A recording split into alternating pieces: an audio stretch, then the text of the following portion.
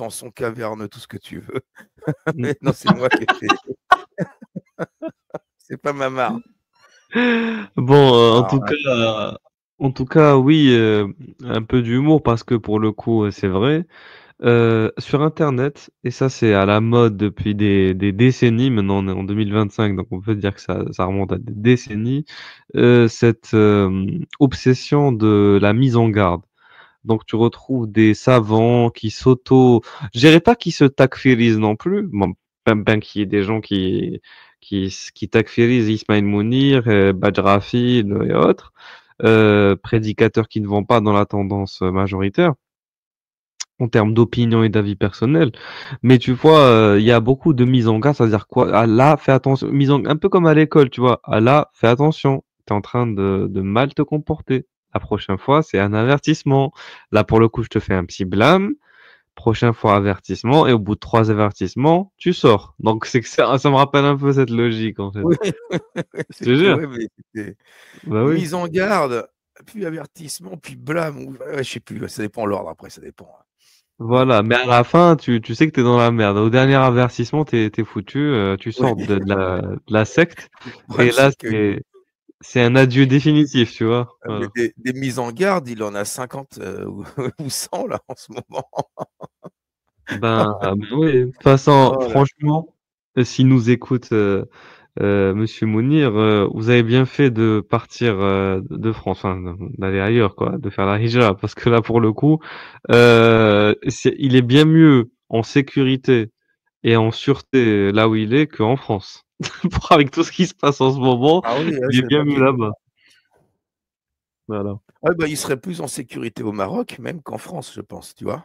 Oui, oui, c'est ça, c'est ce que je Oui. dis, oui, bien sûr. Ah, il est au Maroc peut-être alors, je sais pas comme je crois qu'il est Possible, d'origine mais en tout marocaine. cas, ce que je dis, il a bien fait de quitter la France, pour Ah le coup. oui, La France, en ce oui, moment, oui. ça c'est pas Oh du non, tout sécuritaire. ah non.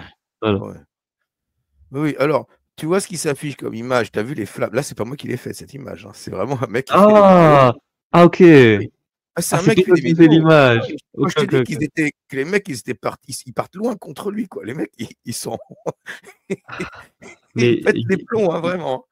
ouais, Donc ouais, le bah, prédicateur aux portes de l'enfer et élève d'Iblis. Première bah, première carrément. partie, tu sais première partie, tu sais combien il en a fait de parties ce mec? Donc combien? 15. Oh là là, c'est obsessionnel à ce niveau-là, c'est Mais là, trop. c'est pire que Jésus musulman avec, Magie de Cacha, tu vois? Ah Sauf que là, c'est ouais. avec un musulman qui font ça. Oh les gars. Ah là, vraiment, je sais même plus quoi dire, même moi, Ah je suis non, mais choqué. oui, mais je te jure. C'est pour ça, je te disais, j'ai fait une introduction comme ça, tu dis: «Ouais, vas-y, fais gaffe quand même, faut pas, aller trop fort». Je dis: «Ouais, mais attends, les mecs, tu as vu comment ils y vont? Regarde les autres». Ce qui des vignettes, hein. Là, les chers au Maroc auprès desquels Ismaël Mounir a étudié la jurisprudence, le mec, il fait parler Ismaël Mounir Ismaël, il dit: «J'ai étudié auprès de Chouyour». Mais tu sais ce que C'est gratos ça. comment dire? Oui, oui, oui, oui. Mais tu sais ce que je pense, c'est que plus tu es attaqué et plus quelque part tu fais peur. Et moi, je pense que si Ismaël Mounir est autant attaqué, autant, critiqué par, ses coreligionnaires, parce que oui, ce qui est bizarre, c'est que c'est même pas des non-musulmans qui critiquent Ismaël Mounir à ce point. Ce sont ses coreligionnaires, des musulmans même du même courant des fois. Quand je dis courant, je parle de manière générale, bien sûr, pas de branche spécifique, du sunnisme, parce qu'Ismaël Mounir à la base est issu quand même, de la tradition sunnite, bien qu'il ait largement évolué depuis. Ce qu'il était avant, parce qu'il était dans la salafia au tout début. Et ce qui se passe, c'est que, oui, voilà, c'est ces coreligionnaires, je me répète pour une troisième fois, qui s'en prennent à lui, qui le critiquent, qui l'insultent, qui le dénigrent, qui le rabaissent, qui l'humilient, à travers leurs vidéos répugnantes et abjectes. Donc c'est pour ça que moi, personnellement, je déteste, cet esprit, tu sais, hyper sectaire, hyper communautaire, de tu pas le droit, à l'erreur, ou t'as pas le droit d'avoir un avis différent. Tu dois suivre le consensus, tu dois suivre ce que nos maîtres ont dit. Si tu te permets d'avoir, ne serait-ce, qu'une opinion pseudo-marginale, et ben là, on va te taper sur les doigts. C'est vraiment infect pour le coup de penser comme ça. Ah là là. Ouais, ouais. Alors, j'en remonte quelques-unes et puis après on arrivera à la vidéo, Oui, sur les oui, bien visages. sûr, bien sûr. On en fera plusieurs. Alors là, il dit quoi? Ah Abou oui, Abou Rayyan, Raya, le pote à les Jean-Louis. Ah, on les connaît bien Abou Rayyan. traumatisés, ouais, et lui, il a fait une vidéo, il dit: «Les traumatisés ne peuvent pas parler de religion». Voilà, bon, voilà. Bon après il critique tout le monde celui-là, mais Oui, oui, les oui. égarements, là, c'est quoi? C'est Personnellement. Vincent Souleyman. Vincent Souleyman. Les égarements d'Ismaël Mounir. Donc mise en garde, là, c'est soft, c'est mise en garde, mise en garde. Heu, là, i c'est le météore playlist, là, c'est une playlist, 15 Ah vidéos. Donc ouais. c'est lui qui a fait 15 vidéos, c'est lui qui a fait 15 vidéos. Ismaël Mounir, l'effroyable imposture, son niveau, l'argent, l'ostentation, au décolleté. De quoi? De la salafia au décolleté? Non mais sérieux, les mecs, ils vont Je jusque-là? sais pas. J'ai l'impression que c'est des tiktokers ou des tweetos de l'époque, qui diffamaient tout le monde, sous la ceinture toujours dès qu'il y avait un désaccord. Incroyable. Je te jure, là, c'est, je sais pas quoi dire. Continue. Ils vont loin, ouais, ouais. Là, il y a, après, mise en garde contre Ismaël Mounir, mise en garde contre Ismaël Mounir. C'est des mises en garde, c'est pour montrer qu'il y en a plein. Vous comprenez qu'il y en a plein, les gens. Pareil, réponse au charlatan Ismaël Mounir, live, lorsque Ismaël Mounir drague le CRIF. C'est Mamar sur la vignette, mais c'est pas lui qui a fait la vidéo.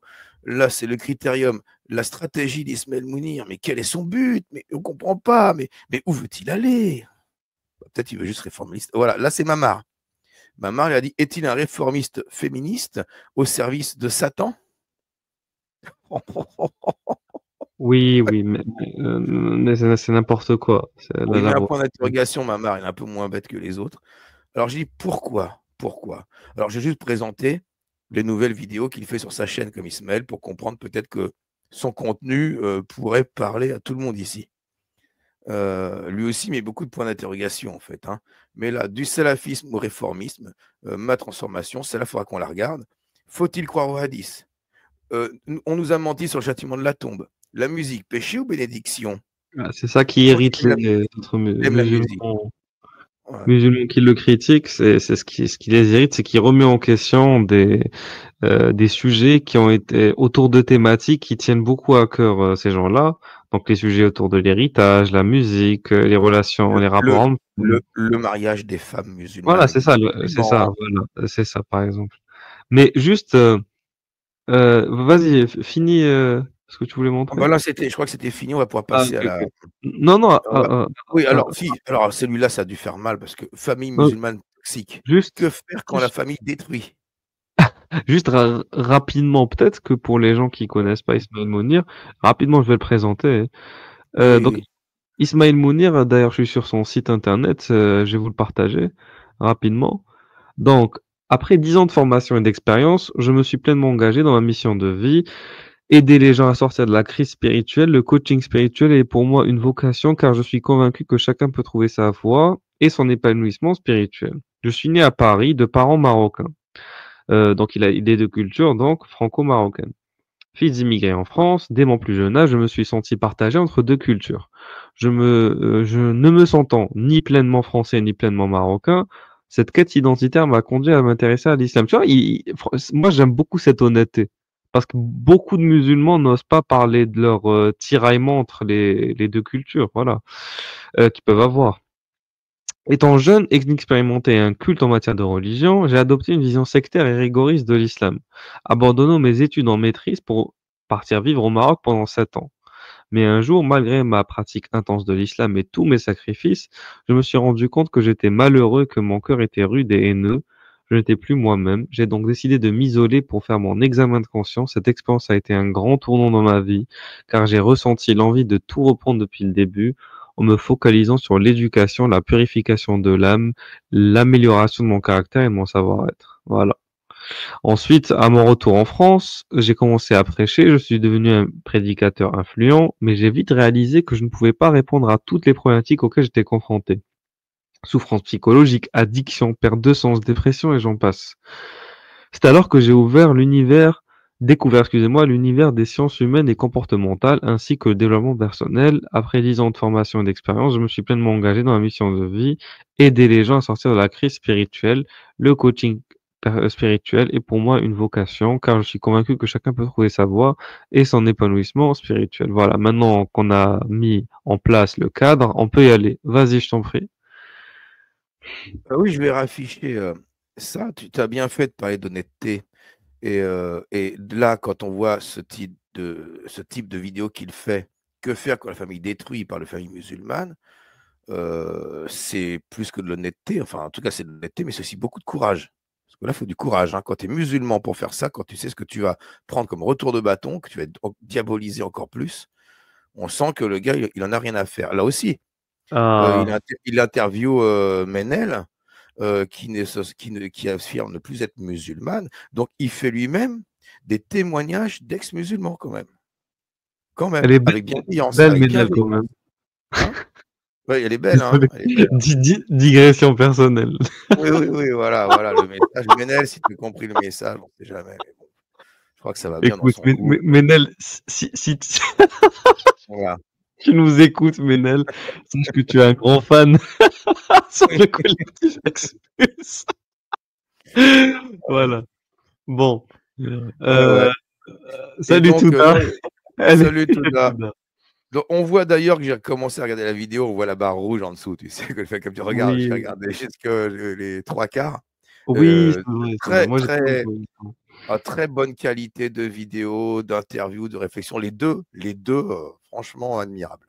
Je les ai trouvés vraiment très bien dans cette interview, tous les deux. Alors, Menel, incroyable, hein, la maturité. Euh, Non, mais Ménel, un agneau à 21 ans, 22 ans qui devient quelqu'un qui a une telle maturité en si peu de temps, c'est Ménel, incroyable. elle est parfaite. Voilà, moi, je dis elle est parfaite, Ménel.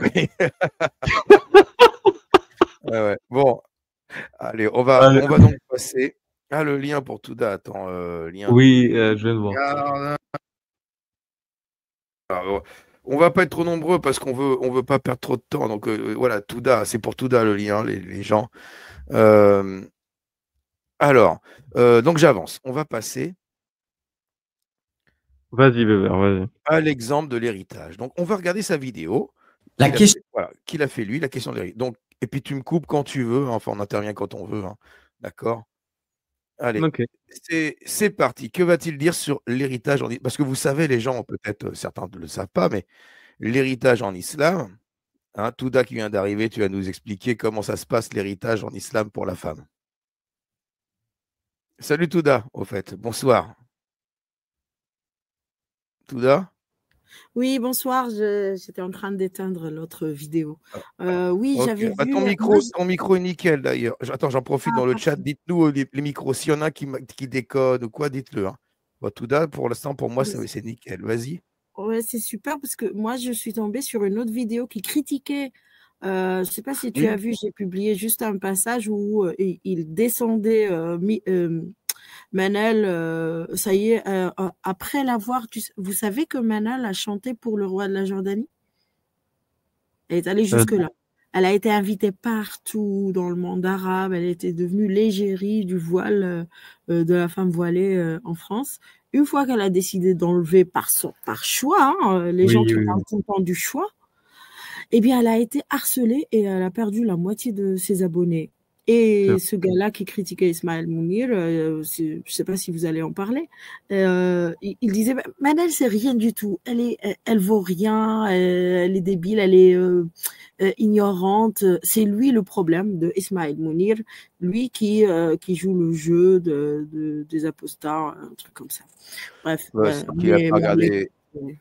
Tu peux pas regarder la vidéo d'Ismaël Mounir avec Menel et à la fin de cette vidéo penser que Menel est naïve et conne c'est pas possible. Oui, mais tu sais, le Elle est tellement problème, c'est que intelligente. Non, mais il y a tellement mais d'intelligence et de Mais, finesse dans sa réflexion que tu peux non, pas mais, penser ça. mais de toute façon, c'est une femme brillante, Bébert. Elle l'a toujours été.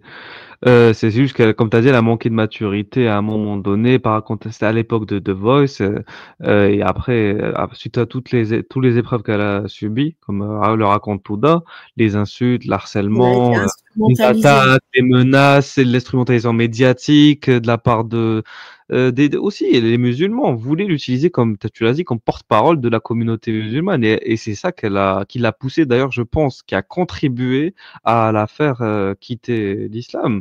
C'est parce qu'ils ont voulu en faire un porte-étendard. Voilà, elle n'est pas là pour faire le djihad des autres.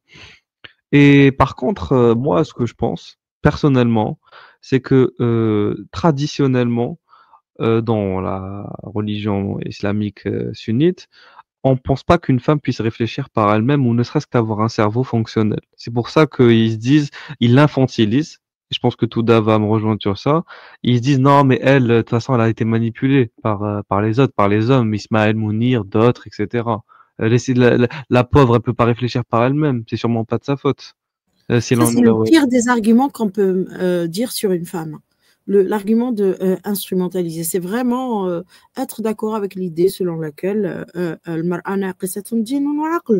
la femme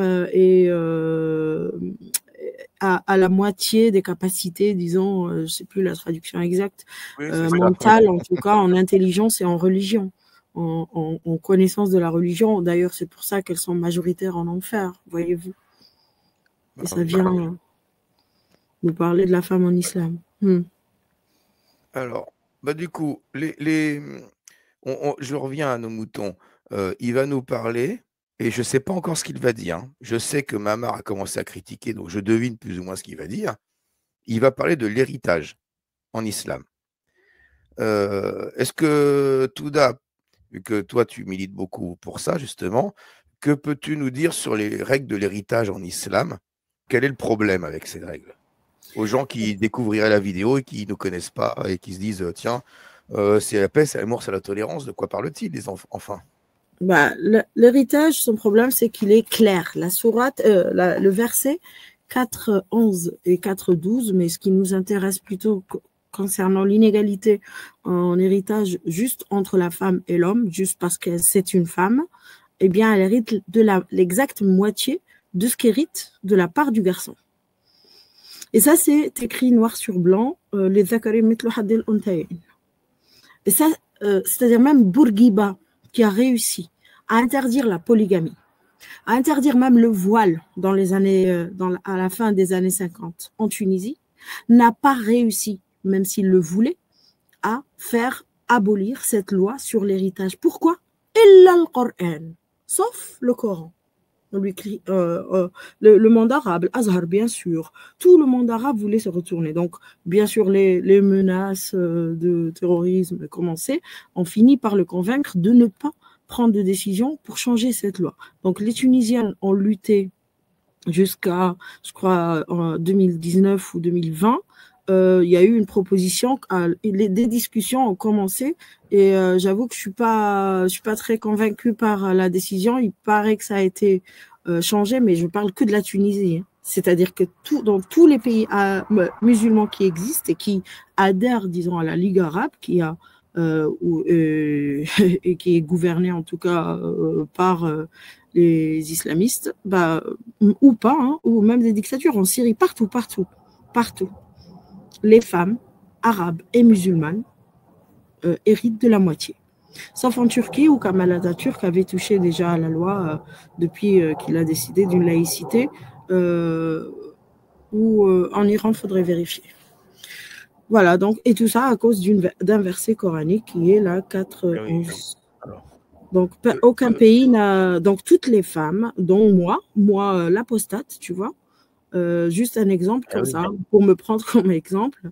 Même, déjà, si tu dis je suis apostate, moi je ne l'ai pas dit, mais si je dis je suis apostate, j'hérite 0. Bah, t'as plus rien, t'as 0. Oui. Mais un homme, un garçon, là il y a égalité homme-femme. Là il y a égalité homme-femme. Hein. L'homme aussi, il dit apostat 0. Hein. Exactement, ah, oui. Homme ou femme. Ça c'est égalitaire. Ah, bah, tu vois, voilà, dans les sanctions c'est égalitaire.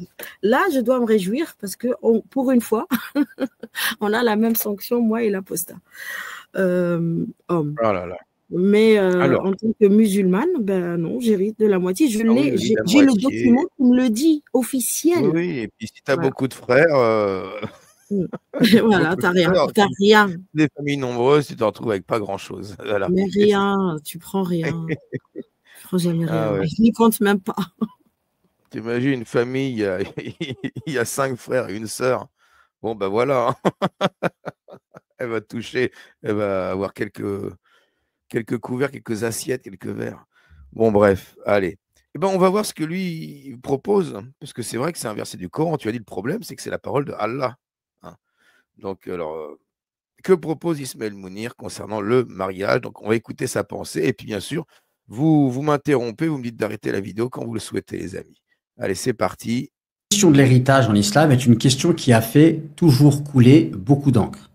Parce que certains considèrent que l'héritage est inégal, dans la mesure où un homme hérite 2 fois plus qu'une femme. Cette règle-là, est-ce que c'est une règle qui est figée, valable pour toutes les époques, ou est-ce que cette règle peut être repensée aujourd'hui? Alors, restez bien jusqu'à la fin parce que je vais vous présenter une réflexion qui se base sur le respect du Coran et non sur sa déformation. Dans cette vidéo, on va parler de l'héritage inégal entre un homme et une femme. Et certains pensent que c'est un principe intouchable.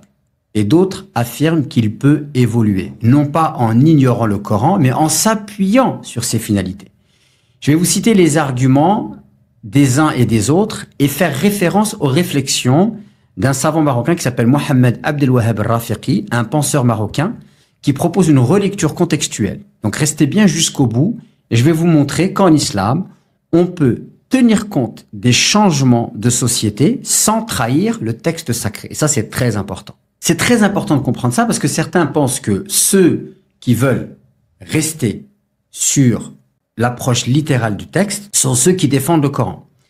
Et ceux qui considèrent qu'il faudrait changer cette question de l'héritage sont des gens qui rejettent le Coran. Alors oui, peut-être que dans ceux qui défendent la position qu'on devrait revoir la question de l'héritage, eh bien, il y a des gens qui considèrent qu'en fait, il faut mettre le Coran de côté, mais il y a des gens qui partagent la position qu'il faut revoir la question de l'héritage, mais qui considèrent qu'il faut le faire au nom d'une relecture du Coran, au nom du respect du Coran. Et c'est ça qui est très important à comprendre. Donc, selon la règle classique d'héritage, un frère reçoit 2 parts, là où une sœur reçoit 1. Mais à l'époque de la révélation, cela avait un sens. Pourquoi? Parce que l'homme, il était le principal soutien financier responsable des dépenses du foyer. C'est-à-dire qu'à l'époque, en fait, les femmes, eh bien, elles étaient entretenues par les hommes. Donc, quand un homme y recevait 2 parts, il y avait la moitié de ce qu'il recevait qui revenait de droit à sa femme, puisque c'est lui qui devait la nourrir, c'est lui qui devait veiller aux dépenses du foyer, c'est lui qui devait assumer sa femme.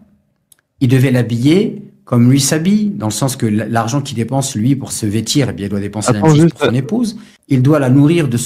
Attends, non, Oui. ce qu'il dit pour l'instant, c'est correct. Enfin, c'est quelque chose qui me surprend pas. Donc, on va laisser finir.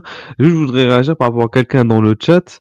Bon, peut-être que c'est un troll, mais c'est pas grave. Qui est monté? Je sais pas, Wotan, mais alors, je sais pas si on fait Ouais, monter, parce comme que tu avais dit, qu'on reste non, entre nous pour. ouais, On est ouais, 3 là, c'est nickel. aujourd'hui, on Ce est, soir, c'est nickel parce qu'on a beaucoup de choses à vidéoscoper, Wotan. ouais, Désolé, ouais. hein. Une autre fois, quand ça sera plus décontracté, là, on essaie vraiment d'avancer, de faire un truc fluide, de Et, rester focus sur le Mais sujet. juste, moi, j'ai quelque chose à dire quand même sur ce qu'il a dit. Ça, Oui, vas-y. cet argumentaire, c'est l'argumentaire justement des islamistes ou de tout bon musulman qui va répondre à la Touda que je suis sur la question de l'inégalité. La preuve en est qu'il a commencé par dire certains pensent que l'héritage en islam est inégal. Ben oui, c'est pas certains le pensent, c'est qu'il l'est. C'est pas certains le pensent. Ça veut, quand tu dis certains pensent que, ça veut dire que la chose n'est pas. C'est juste on pense que. Non, il est inégal. Et bon, j'ai pas écouté la suite pour en déduire, mais j'ai l'impression qu'il va nous dire le Coran n'a rien à voir et le Coran est égal et c'est la compréhension qui est fausse. J'ai l'impression qu'il a l'air de dire ça. Ouais. Mais, Vas-y. en fait, moi, je voulais réagir juste à quelqu'un dans le chat. J'ai suspecté que c'était un troll, mais malgré le troll ou le non-troll, ces propos-là, je les ai déjà écoutés dans la vraie vie, de mes propres oreilles et en direct, même pas sur Internet. Tu as la moitié, c'est déjà bien. Et après, regardez je pense qu'il a parlé à Touda tout à l'heure. Et il reprend, moi, je serais pour que la femme n'hérite de rien. En fait, c'est à cause de ce genre d'énergumène, ce genre voilà, d'imbécile que on n'arrive pas justement à réformer l'islam. Parce que tu as des personnes comme lui qui disent, comme les hommes sont intrinsèquement inégaux selon eux, ou sont intrinsèquement misogynes ou sexistes, qui voudraient que la femme n'ait rien du tout, l'islam est venu pour éteindre un peu, on va dire, l'essence misogyne de l'homme et apporter un peu de miséricorde, un peu d'héritage à la femme. En gros, c'est déjà bien ce qu'on te donne. À la base, nous, on voulait rien te donner. En fait, à cause de la médiocrité de certains hommes, comme ce connard qui vient de parler, on se retrouve à dire que le Coran, c'est déjà mieux. C'est une sorte de moindre mal. En fait, c'est ça le problème. C'est qu'il y a des gens qui nous tirent vers le bas et en se contentant de pseudo-solutions, que ce qu'apporte le Coran avec la moitié de l'héritage, et on en fait une sorte de solution parfaite pour toute l'humanité en tout temps et en tout lieu. Vous comprenez le problème ou pas maintenant? En fait, c'est un truc que j'ai eu mis beaucoup de temps à comprendre quand j'étais croyant. Bon, maintenant je l'ai largement assimilé, mais c'était que le Coran est un corpus de textes qui répand vraiment à une sociologie de bédouins du 7e siècle, en fait. De débiles mentaux qui veulent s'accaparer le fric au détriment au lieu de le partager avec qui de droit, les femmes de leur société, et se l'accaparer pour eux-mêmes juste à juste titre pour eux que ce sont des hommes. Voilà. Et c'est ça le véritable problème, en fait. Moi, je Ça pense m'énerve. qu'il faudrait peut-être qu'il va le citer, mais il y a parmi les islamologues Mohamed Harkoun qui a parlé du fait, bien sûr, il parlait à l'Occident et aussi il parlait, je parle de son discours à l'UNESCO, je pense, si je me rappelle, mais il a son site où il a toutes ses conférences et ses articles. Où il racontait, oui, cet argument qui est repris par tout le monde de dire, oui, l'islam, quand il est venu, la femme n'héritait rien. It's a fact. C'est un fait. Et l'islam était une révolution en son temps. Aussi, en son temps, c'est quand? C'est le 6e siècle. On peut pas rester content à vie de ça. Faut que ça évolue parce que pendant que les femmes musulmanes héritaient de la moitié et que les autres n'héritaient pas, ben depuis ce temps-là, maintenant les femmes ont la même part. D'autres femmes qui n'héritaient rien et qui n'ont pas eu la chance d'avoir l'islam pour leur apporter la moitié au 6e siècle, eh bien aujourd'hui, en 2025, beaucoup de femmes dans le monde, sauf dans les mondes musulmans, héritent à égalité avec les frères. Et c'est pas normal en fait, parce que oui, la femme travaille. C'est pour ça que les Tunisiennes qui ont plus forcément de courage, oui, elles sont très courageuses, mais c'est Bourguiba qui leur a permis d'avoir cette niaque pour ne rien laisser passer. Et oui, aujourd'hui, les Tunisiennes travaillent, leurs frères ne travaillent pas, et puis elles se sont rendues compte que c'est l'arnaque totale. On n'est plus au 6e siècle dont ils parlent. On est à un siècle où les femmes participent au foyer comme les hommes. L'explication de « oui, l'homme prend en charge la femme », c'est fini ça. C'est fini. Stop. Ah oui, parce qu'il n'y a plus les razzias, il n'y a plus tout ça, donc c'est compliqué oui, de ramener. C'est clair. Vas-y, bébé, on continue. Oui, allez, on va écouter Ismaël. Ce dont il se nourrit, et c'est lui qui doit faire en sorte qu'il puisse avoir un foyer. Donc du coup, on peut dire en réalité que lorsque une femme reçoit une part, eh bien en fait, elle reçoit en vérité 2 parts, et c'est l'homme qui reçoit une part. Puisque l'homme, quand il reçoit 2 parts, il y a la moitié qui revient de droit à sa femme. Alors que sa femme, quand elle reçoit une part, sa part, elle lui est entièrement dédiée à elle. Et son mari ne peut pas lui prendre. Aucun homme ne peut prendre la part qui est... C'est fou de dire la deuxième part de l'homme va à la femme. D'où? Qui a dit ça? Il va pour ceux qui... Non, mais il est en train d'expliquer la vision et ce qui est censé arriver dans un monde islamique où la femme reste à la maison et c'est l'homme qui s'occupe du foyer. Ouais. Et il est en train de décrire un contexte, je crois, là. Il n'est Non, pas mais en train de dire que c'est ça, hein. une théorie qui n'a jamais Une été théorie, voilà, mise une en pratique. théorie. Voilà. Voilà. Donc, si tu raisonnes, l'homme devait effectivement se charger de tout financièrement quand il épouse une femme et elle de rien, c'est-à-dire que il y a la part qu'il hérite en plus et il va l'utiliser pas pour lui, il va l'utiliser pour tout entretenir sa femme, ses enfants et tout le foyer. Bon, c'est débile, j'en conviens, c'est débile parce que dans ce cas-là, pourquoi tu donnes pas directement la même part à l'homme et à la femme et les deux partagent les dépenses? Bref, mais c'est pas grave, c'est un raisonnement, voilà. Mais en fait, je pense qu'il va argumenter dans le sens contraire à un moment donné, donc on va l'écouter un peu dire que je pense qu'il fait ce raisonnement pour expliquer que c'est plus valable aujourd'hui. C'est mon avis, hein. Après je sais pas, je découvre la vidéo, hein.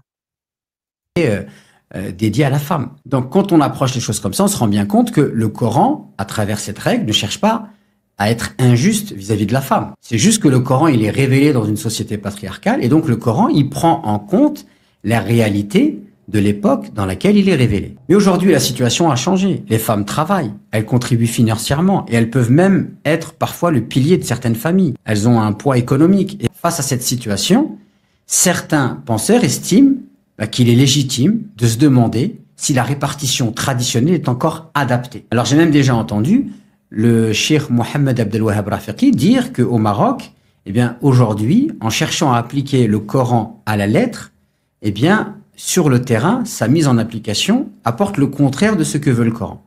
C'est-à-dire que aujourd'hui, par exemple, il y a un homme qui va mourir, il va laisser des femmes, et il y a des gens de sa famille qui vont venir pour récupérer 2 parts, mais qui ne prennent pas en charge les femmes que cet homme a laissées.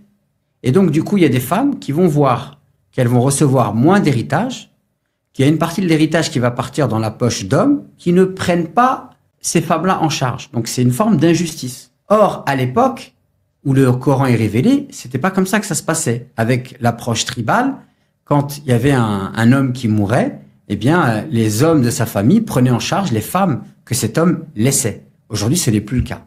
Donc, si on comprend le verset dans son contexte historique et qu'on cherche à réactualiser les choses en termes d'application, on se rend bien compte qu'à la lumière des finalités, eh bien, ce verset n'est plus applicable aujourd'hui, ou l'appliquer à la lettre irait à l'encontre des finalités recherchées par le Coran. Donc, alors là, vous avez compris, là c'est coup de pied dans la fourmilière, là. Ah. Touda Régulus, vous avez capté là, ce qu'il vient de dire? Quelle est la finalité du Coran quand il a parlé de l'héritage? Ouais, Touda, tu t'énerves, c'est pas ça qui est important. Lui, il est en train de dire, il veut défendre le Coran, il est musulman.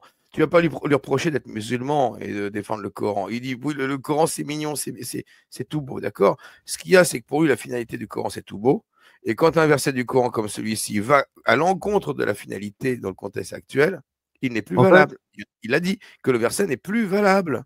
En fait, pour moi, non, après moi je comprends Touda, mais après je rejoins Bébert sur le fait que lui, oui, là il parle pas d'un point de vue non musulman, donc il est obligé quand même de défendre le Coran comme étant la prémisse de base, comme étant la parole révélée par Dieu à l'humanité. Sauf que là où c'est intéressant, c'est que là il est en train de dire que le Coran a pris en compte le contexte. Qu'est-ce que ça veut dire? Parce que concrètement, c'est bien beau de dire ça comme ça, mais ça a de grandes implications théologiques. Il est en train de dire que le Coran, c'est pas une parole éternelle qui est au-dessus du contexte humain dans lequel il a été révélé. Non, c'est une parole contextuelle. C'est une parole circonstancielle, donc qui a été créée pour répondre à des besoins particuliers et spécifiques. Ok, qui prend en compte une anthropologie tribale arabe du 7e siècle. Voilà, oui. Mais Régulus, les imams d'Al-Azhar, ceux qui donnent le la en islam, il existe certes des versets qui sont contextuels et d'autres versets qui sont qat'i. Sur l'héritage, qat'i. Ça rentre pas dans le verset contextuel, l'héritage, justement. Tu crois qu'il n'y a pas eu des demandes, il n'y a pas eu des tentatives d'abolir ou de féministes, que ce soit d'Algérie ou du Maroc ou de la Tunisie ou même de l'Égypte. Nawal Saadawi aussi, on en a parlé. Oui, Les débats entre Nawal Saadawi et les imams d'Al-Azhar sont la preuve que tu peux toucher à tout en islam, sauf à cette question. La preuve en est le commentaire de la laïste qu'on a dans les messages qui nous dit ah, les femmes, quand j'ai dit l'héritage devrait être égalitaire, il dit ah ben voilà, les hommes sont devenus des femmes et les femmes sont devenues des hommes. Vous voyez le degré de médiocrité de la pensée? C'est-à-dire dire il faudrait que les femmes héritent à égalité avec les filles, avec les sœurs, avec leurs frères, c'est être wokiste en fait. Oui, pour eux, c'est oui. wokiste de dire ah ben je veux hériter comme mon frère. C'est wokiste. Non, mais si on va dans ce sens-là, on va dire que le prophète était wokiste, voilà. Parce qu'il a déjà donné la moitié, c'est déjà beaucoup, voilà, pour lui. Donc le prophète était wokiste, voilà, si on va dans ce sens-là. Ça n'a aucun sens. Je ne demande pas à changer de sexe, je demande et en juste... plus, tu sais, Touda, si on veut vraiment rentrer dans l'hyper-virilisme, allez, on voulait que je fasse l'hyper-viriliste. Moi, si j'étais hyper-viriliste, vous savez ce que je ferais? Je dirais, tiens ma sœur, ou tiens ma mère, je te donne tout l'héritage de notre père. Parce que moi, je suis un homme, je suis supérieur à toi, je peux me faire de l'argent quand je veux, comme je veux. J'ai pas besoin du fric du père, en fait. Voilà, tiens, prends le fric. Toi, t'en as besoin parce que t'es inférieur. Toi, t'en auras besoin. Moi, j'en ai pas besoin. Parce que je suis vrai super. gentleman. Les vrais Ouais. gentlemen. Tu vois ce que je veux dire? Si je veux vraiment rentrer dans l'hyper-virilisme, je peux aller Non, dire. c'est être gentleman de dire à sa sœur, ma sœur, j'accepte pas cette loi injuste et inégalitaire. Ah oui. Tu vois, oui, là, oui.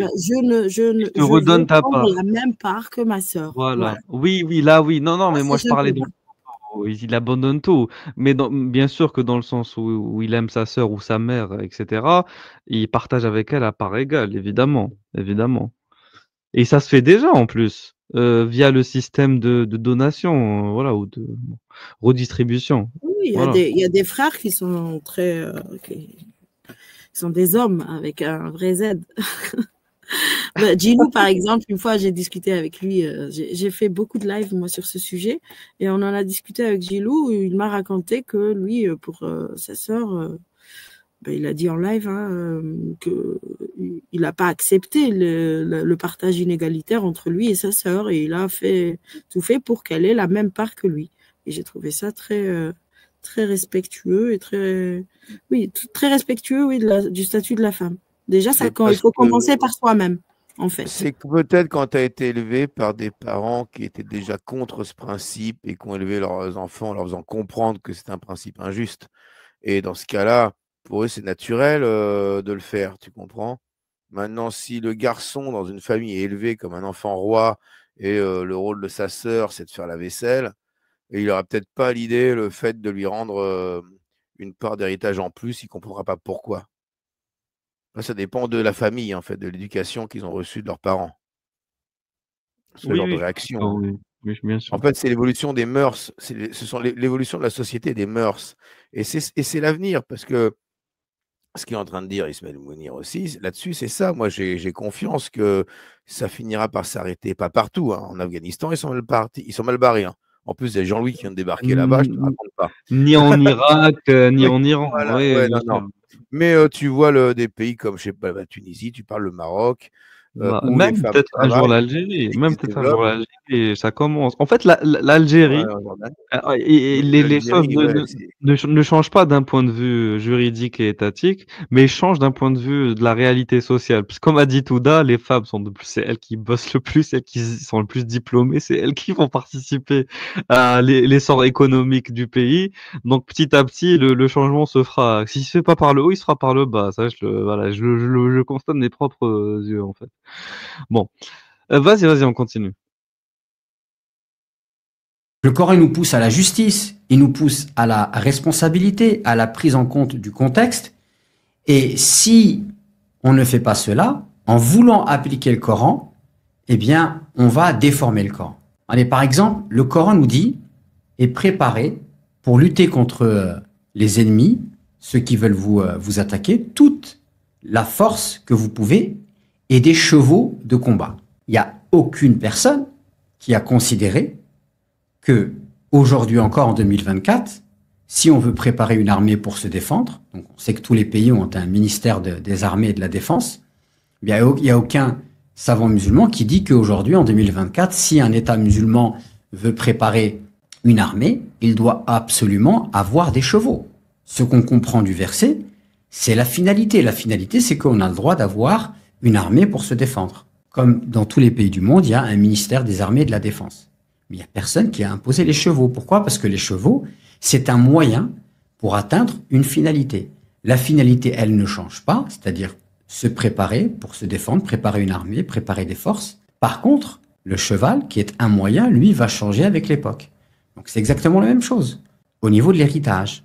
C'est-à-dire que l'objectif à travers l'héritage, c'est la recherche de l'équité et de la justice. Donc si ce qui est proposé par le Coran était lié à un contexte, si le contexte change, alors peut-être qu'il faut faire évoluer la répartition, non pas pour rejeter le Coran, mais pour coller à la finalité qui est recherchée par le Coran. Et ici, en l'occurrence, c'est la justice. Donc ça, c'est la pensée qui est défendue par Mohammed Abdel Wahhab al-Rafiqi, il n'est pas le seul.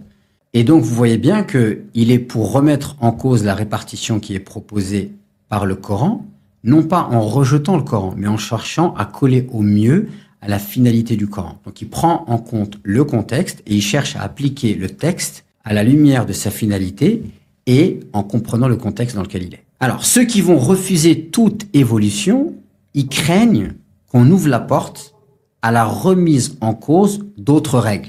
D'accord? Et ils insistent sur le fait que le Coran est clair et qu'il ne faut pas chercher à amadouer la modernité. Pour eux, en fait, ils disent, voilà, vous allez chercher à déformer le Coran pour coller à la modernité. Pour eux, changer l'application d'un verset sur l'héritage, c'est risquer de déformer le message originel, le message du Coran. Ils redoutent que, en fait, sous prétexte de contexte, de finalité, on en vienne à négliger des injonctions divines. Donc c'est là que la réflexion de penseurs contemporains comme Mohammed Abdel Wahhab al-Rafiqi est intéressante parce qu'il ne s'agit pas de dire le Coran a tort, mais plutôt de dire comment comprendre ce que le Coran veut atteindre comme finalité de justice, de solidarité et d'équité à une époque où la femme assume parfois plus de responsabilités financières que l'homme. Donc la foi coranique, c'est pas uniquement quelque chose de littéral, elle est aussi finaliste, il y a aussi du sens, il y a des grands objectifs. Donc changer la manière d'appliquer un verset ne signifie pas changer le Coran, mais saisir son intention profonde. Comme l'a fait par exemple le célèbre savant tunisien Mohamed Tahar ibn Ashur, les buts de la loi islamique. C'est un célèbre ouvrage dans lequel il a traité de la question de al-maqasid, c'est-à-dire les finalités de la loi. Donc comme pour l'exemple du cheval, en fait, c'est pas le moyen qui est sacré, mais c'est la finalité. Donc l'époque du prophète, avec ses paramètres économiques et sociaux, elle était différente. Aujourd'hui, on a la possibilité et peut-être même le devoir de réadapter les moyens pour rester fidèle à l'esprit du Coran. Alors, qu'est-ce que vous en pensez? Est-ce que vous avez déjà entendu parler de cette question, de cette approche? J'aimerais bien qu'en commentaire, vous puissiez me donner votre sentiment là-dessus. Et comme ça, on pourra continuer à débattre. Je vous invite à vous abonner à cette chaîne si vous voulez plus de contenu et à activer la petite cloche. Comme ça, vous serez informé dès que je sortirai une nouvelle vidéo. Je peux intervenir parce que moi, j'ai le verset devant moi. J'essaie de le faire évoluer à la manière du cheval. Mais tu fais comment pour enlever la dimension sexiste qui transperce du verset? D'abord, la première partie du verset qui est de dire « Voici ce que Dieu vous enjoint au sujet de vos enfants. Au fils, une part équivalente à celle de 2 filles. » Je fais comment là? Je les transforme en chevaux? Oui, l'exemple de préparer vos chevaux est pertinent, mais il n'a pas poursuivi la solution sur le véritable verset qui crée le problème. On fait quoi? Elle est où sa solution? Est-ce que le cheval nous aide là-dedans? On applique la méthode, la méthode du cheval. On fait comment? Non, il faut supprimer le verset. La seule solution,